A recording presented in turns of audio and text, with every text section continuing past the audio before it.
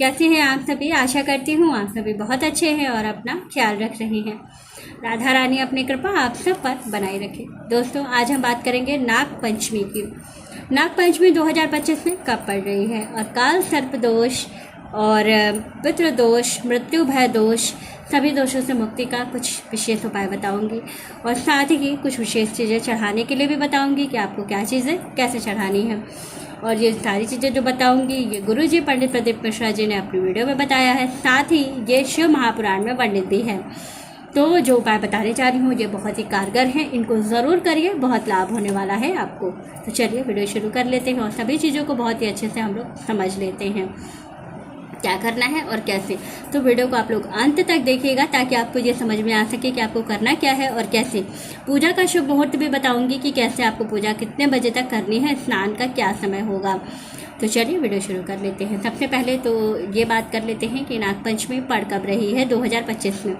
क्या 29 तारीख को नागपंचमी है या 23 जुलाई को नागपंचमी है। तो जो नागपंचमी का त्यौहार है ये 29 जुलाई के दिन मनाया जाएगा।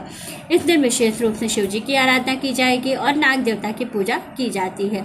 सभी लोगों के यहाँ लोकाचार के अनुसार सभी के यहाँ अपने अपने अनुसार पूजा होती है। किसी के यहाँ देवता और पितरों की पूजा एक साथ की जाती है, बहुत से लोगों के यहाँ सिर्फ देवताओं की पूजा होती है। तो जिस आपके यहाँ जैसा भी नियम हो आप वही रखिएगा।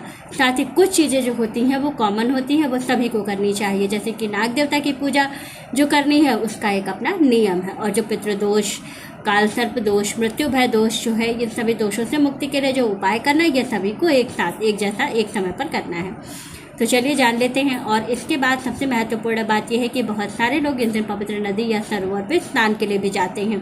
तो अगर आप पवित्र नदी या सरोवर पर स्नान के लिए जाते हैं तो ज़रूर जाइए। नहीं जा सकते हैं, अगर जाने में असमर्थ हैं, कोई परेशानी है, कोई परेशान होने वाली बात नहीं है। आप पवित्र नदी या सरोवर पर स्नान घर बैठे भी कर सकते हैं। कैसे? नहाने के जल में थोड़ा सा कुश डाल लीजिएगा। कुश तो आप लोग समझते होंगे, जो बांस का कुश होता है जिससे पैथी बनाई जाती है, जब पूजन होता है तो पंडित जी पहनाते हैं, वही वाला कुश चाहिए आपको। थोड़ा सा कुश नहाने के पानी में डाल करके स्नान कर लीजिए और फिर कुश को निकाल के बाहर कहीं पर किनारे किसी ऐसे जो पूजनीय पौधा ना हो उसमें आप डाल सकते हैं। इसके साथ ही आपको क्या करना है, स्नान करने के बाद सबसे पहले सूर्यदेव की आराधना करनी चाहिए। और एक चीज़ आप लोग बहुत अच्छे से समझ लीजिए कि ब्रह्म मुहूर्त में आपको स्नान करना है। ब्रह्म मुहूर्त का समय क्या मिल रहा है? ब्रह्म मुहूर्त का समय है 4:13 से लेकर के 4:52 तक। इस बीच में आपको करना है स्नान करने के बाद फिर आपको करनी है विशेष रूप से सूर्यदेव की आराधना। सूर्यदेव की आराधना इस दिन विशेष रूप से की जाती है। तो सूर्यदेव को जल देने के लिए तांबे का लोटा लें, उसमें थोड़ा सा रोली और थोड़ी सी लाल फूल डाल करके और थोड़ा सा कुश डाल करके इस दिन शिव जी को सूर्यदेव को जल समर्पित करें। और साथ ही आपको कुछ चीज़ों का विशेष रूप से ध्यान रखना है। क्या करना है? तो जो आपके घर की इसके बाद जो पूजा है, देवताओं की पूजा, पितरों की पूजा अगर की जाती है तो वो सारा कुछ आप अपने घर पर सुबह के समय में ही कर लें। अब जो नाग देवता की पूजा की जाएगी उसका समय क्या होगा? तो जो नाग देवता की पूजा करना है उसका समय आपको मिल रहा है सुबह 7:52 से 8:13 तक। और दूसरा मुहूर्त है 11:35 से लेकर के 12:52 तक। इस बीच में आपको करनी है पूजा करने के लिए आपको विशेष रूप से किसी शिव मंदिर में जाना है। अगर काल सर्प दोष है, पितृदोष है, मृत्यु भय दोष लग रहा है तो आपको क्या करना चाहिए, एक चांदी के नाग बनवा लीजिएगा। छोटा ही बनवा लीजिएगा, बहुत बड़े नहीं, छोटे से चांदी के नाग देवता बनवा लीजिएगा और उनको किसी बर्तन में रख करके उनको पंचामृत से स्नान कराइएगा, फिर शुद्ध जल से स्नान कराइएगा, फिर गाय के कच्चे दूध से स्नान कराइएगा। सफ़ेद माला जो बेले का माला होता है उससे उनका श्रृंगार कीजिएगा। संपूर्ण पूजा करने के बाद दूध और लावा का भोग लगाइएगा, उनसे अपनी प्रार्थना कहिएगा और वहीं बैठ करके शिव जी के मंत्रों का जप कीजिएगा। मृत्यु भय दोष लगा है अगर आपको तो आप जो है संजीवनी मंत्र का जप कर सकते हैं, जिसे कि महामृत्युंजय मंत्र भी कहा जाता है। और अगर जीवन में तरक्की नहीं हो रही है, जीवन में बढ़ नहीं पा रहे हैं, वैवाहिक जीवन अच्छा नहीं चल रहा है, धन व्यापार की समस्या चल रही है, तो इसके लिए आपको ओम सांब सदाशिव मंत्र का जप करना चाहिए, जो कि बहुत बहुत कारगर है और बहुत जल्दी इसका लाभ भी आपको मिलता है। इसको करने से 100% आपको लाभ मिलेगा। पूजन करने के बाद आपको क्या करना है कि जो आपने नाग देवता ला रखा है, जिनकी पूजा की है, उनका आपको विसर्जन कर देना है। विसर्जन कैसे करेंगे? बहते जल में उनको चांदी जो भी सामग्री आपने चढ़ाई है वो सामग्री सहित जो है नाग देवता को आपको बहते जल में प्रवाहित कर देना है।